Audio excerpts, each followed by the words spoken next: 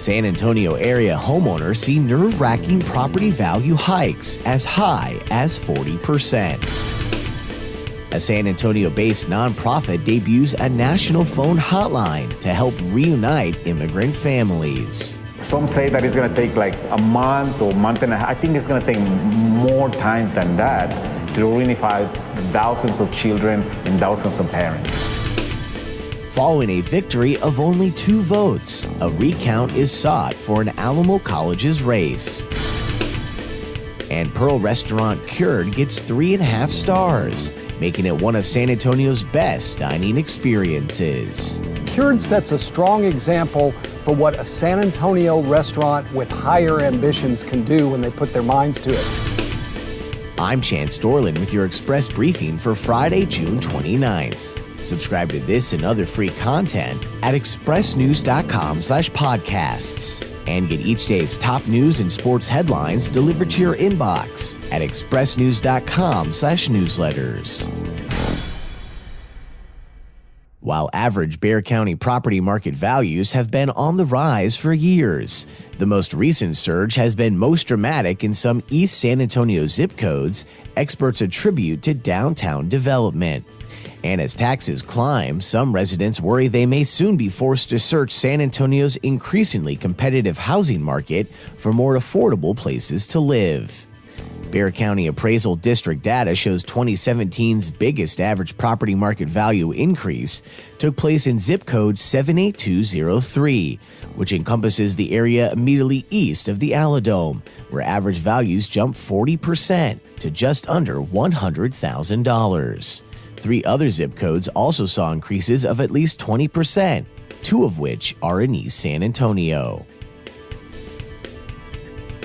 An Alamo City nonprofit that previously amassed $25 million in social media fundraising has set up a national hotline to help reunify families separated under President Donald Trump's zero-tolerance immigration policy. Refugee and Immigrant Center for Education and Legal Services Director of Development Jenny Hickson says the process works to first identify detained adults separated from their children and then provide them free legal counsel, with RAICES also hoping to help pay for their bail, which can range from $10,000 to $30,000, so that asylum seekers can get released into the community.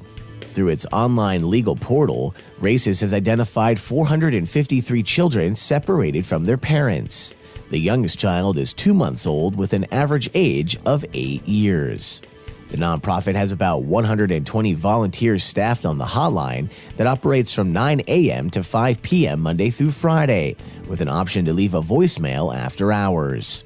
Branded the National Families Together hotline, the service is available by calling 866-ESTAMOS or 866-378-2667. Border Network for Human Rights lawyer Carlos Spector says hundreds of parents separated from their children have been battling a complex immigration system trying to get them back. To access them, to make actual contact is a nightmare. You know, we've been experimenting with the numbers and nobody can get through. Several clients I've had that know where the kids are, they can't get through the numbers. Less than 24 hours after incumbent Roberto Zarate won a runoff election for his Alamo Colleges board seat by only 2 votes, Thursday his challenger, James Hernandez, petitioned for a recount. Alamo Colleges has until Monday to determine if the petition meets legal requirements, and if accepted, the district reportedly has 7 days to appoint a supervisor who will arrange the recount with the Bexar County Elections Department. Since 2003, 70-year-old Roberto Zarate has represented District 5 on the board that governs the 5 community colleges in the Alamo Colleges district, chairing the Alamo Colleges board from 2006 to 2008, as well as the board of directors of the Association of Community College Trustees from 2015 to 2016. 26-year-old challenger James Hernandez is a case manager at Roy Maas Youth Alternatives. And Taste Team restaurant critic Mike Sutter says Cured's 3.5 stars make the restaurant one of San Antonio's best. The restaurant over at the Pearl that was started by Chef Stephen McHugh. It's been almost 5 years ago now. I mean, Chef McHugh is a 3-time James Beard finalist for Best Chef Southwest. He's a regular on the festival circuit representing the city, and he even cooked for the King of Spain, which we can't all say.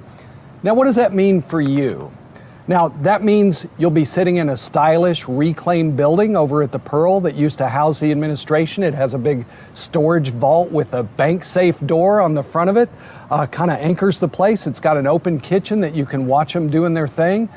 There's a solid and beer and wine list, and some of the city's best cocktails, including a mezcal old-fashioned and a killer watermelon smash.